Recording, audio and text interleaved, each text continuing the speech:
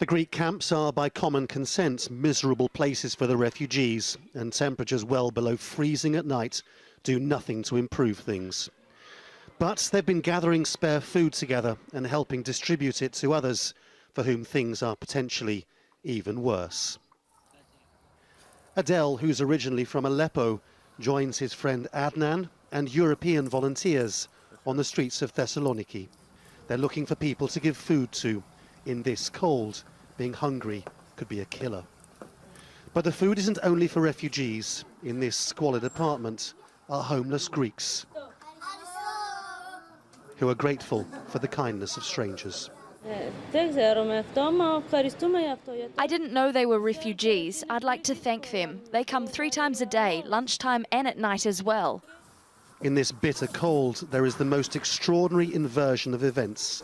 Refugees from Syria feeding homeless Greeks. It's about the humanity. It's not about refugees. It's not about the Greek people. It's about the human. I don't care if they are Greek and I am a refugee. I am from Syria. I don't care. They are still a human. For the volunteers, it helps to have refugees with them who know where the most vulnerable might be.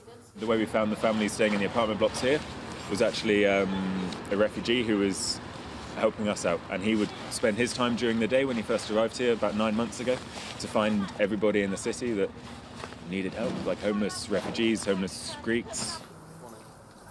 Next stop is an abandoned half-built car park which is home to Afghans and Pakistanis who are at risk of deportation. There is nothing here but survival in its most basic form, a testament to just how bad things have got for those deemed unsuitable for asylum.